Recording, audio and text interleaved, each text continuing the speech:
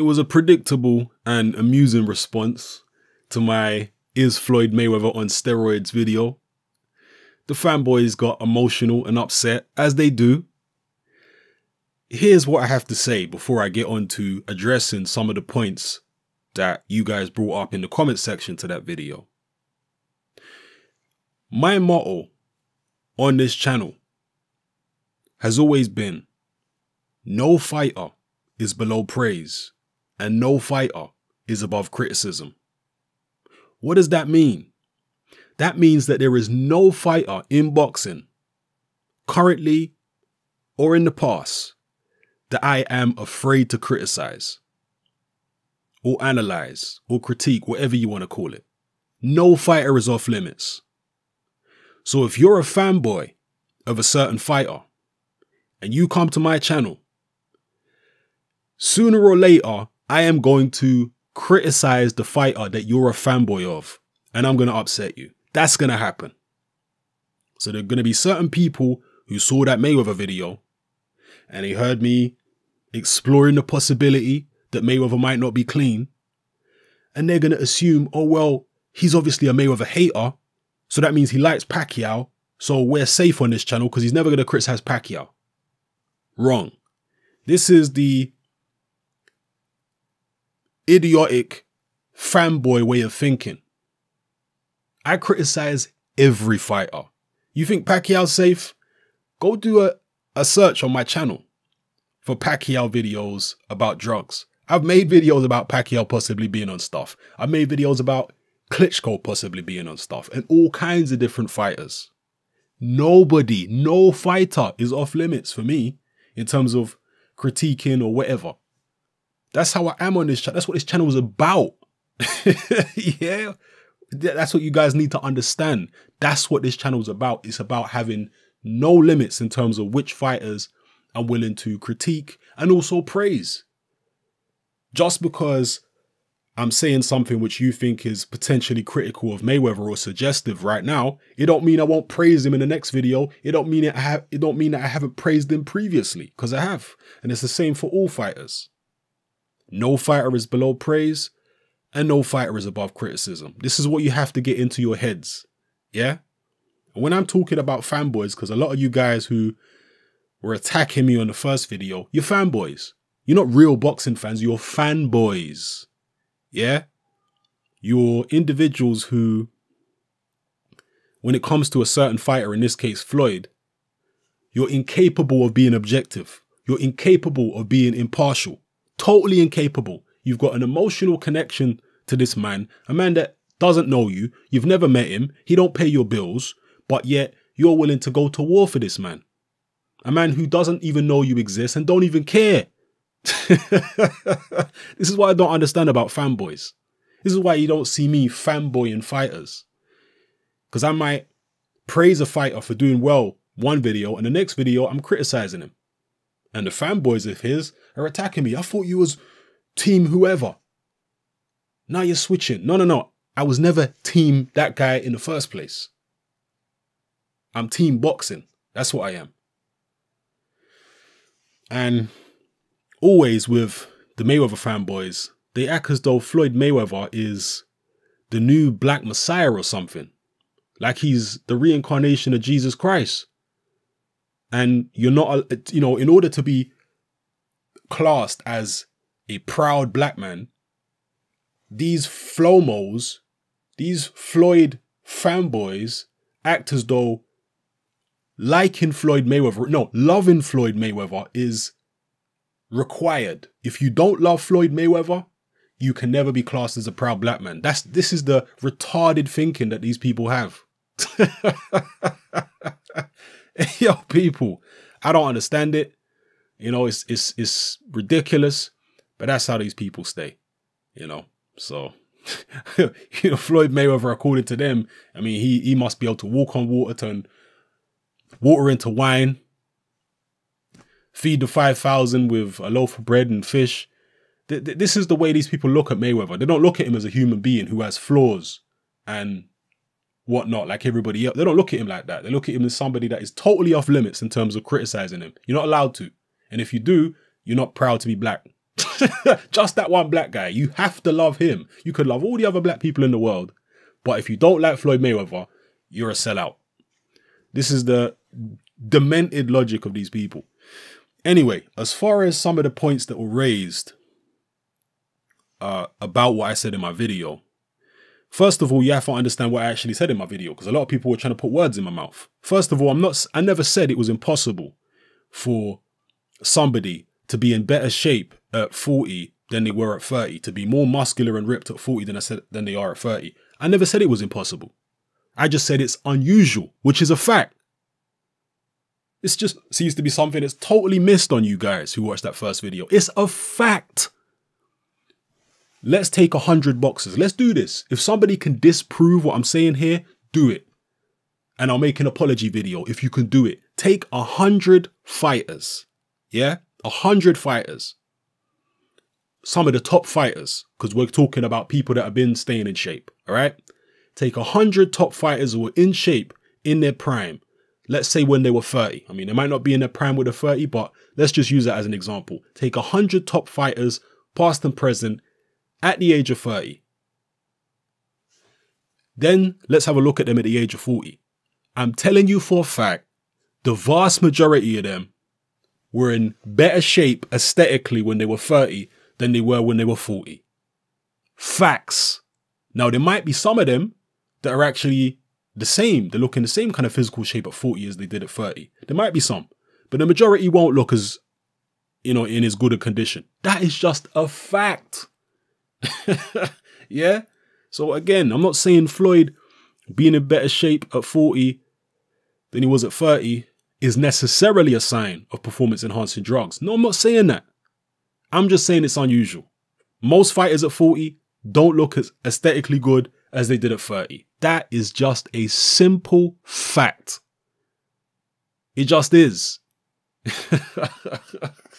Now, some people who are capable of actually saying something rational, they said, Hatman, Sugar Ray Leonard wasn't a good example because he was known to be partying and all that kind of stuff. So obviously he's not going to look as in shape at 40 as he was in 30. And that's a fair point. But again, it's not only Sugar Ray Leonard. It's the vast majority of fighters look aesthetically in better shape at 30 than they do at 40. The vast majority of them. So again, let's do the 100 fighters comparison.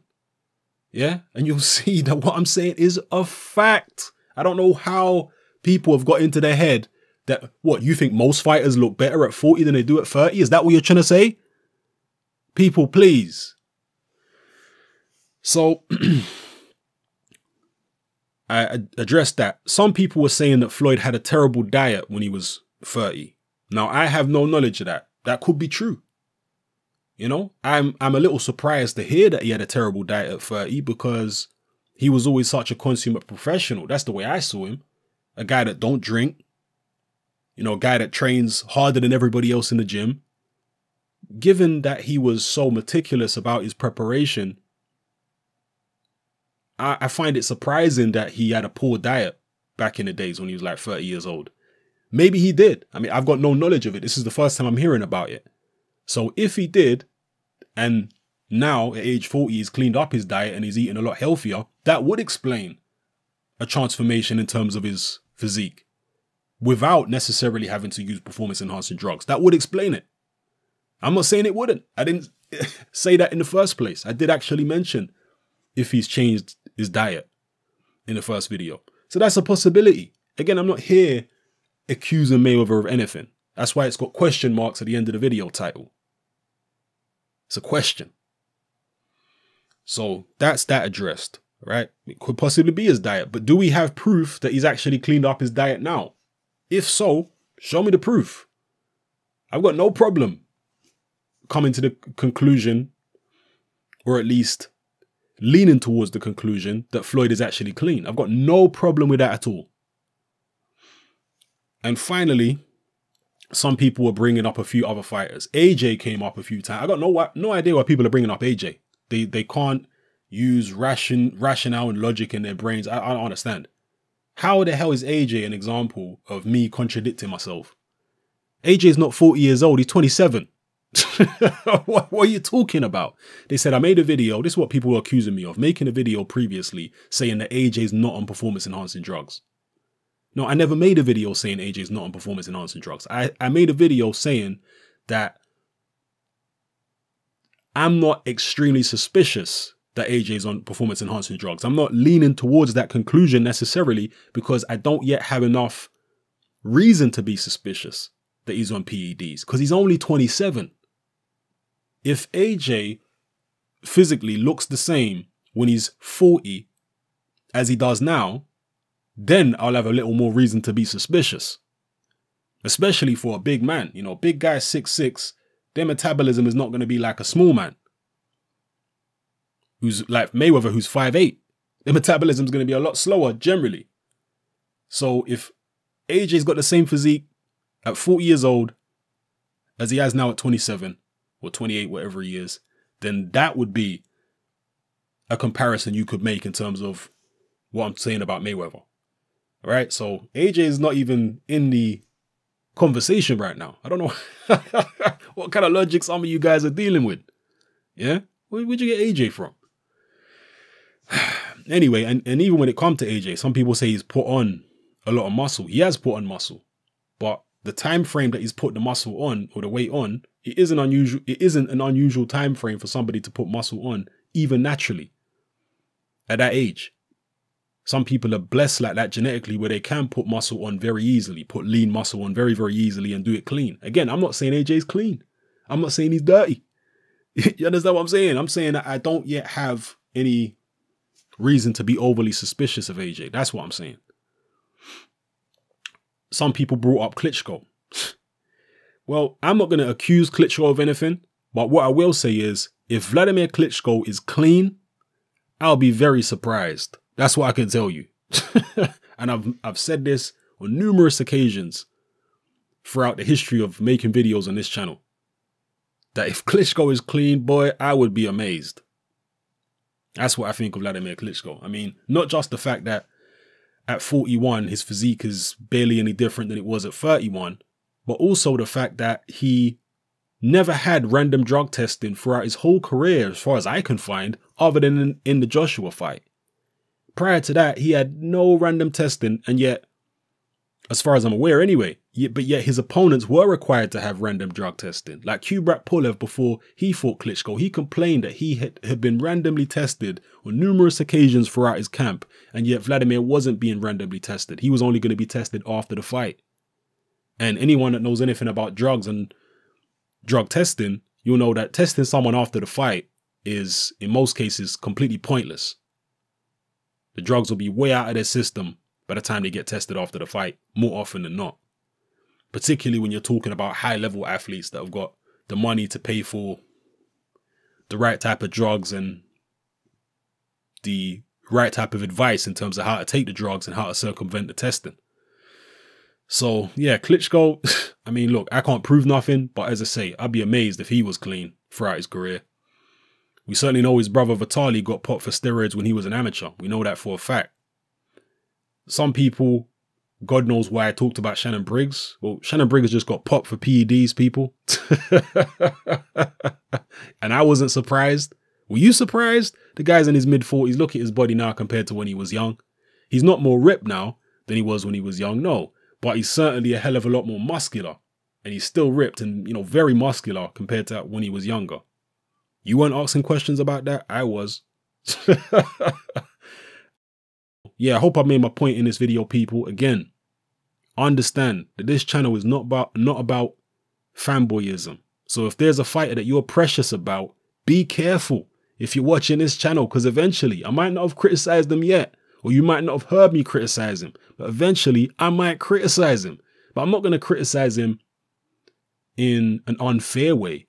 I'm going to criticize him in an analytical, logical, fact-based way, using reason and logic. Just like I did with Mayweather. I'm not accusing Mayweather of anything. If I accuse him of something, I'm open to legal action. So I'm not going to accuse him. Even if I 100% had proof, unless I can actually bring that proof out in a court of law, I'm not going to straight out accuse Mayweather of taking anything. you know. But what I will say is, I agree with Mike Tyson when he said a couple years ago that he actually said all the top guys in boxing are taking drugs, performance enhancing drugs. I wouldn't necessarily go that far, but then again, I don't have the kind of inside knowledge that Mike Tyson does. But I would imagine that there's a very high percentage of the top guys in boxing who do take performance enhancing drugs. That's what I would imagine. So anyway, let me know what you think in the comment section below, people. It's Hatman, I'm out.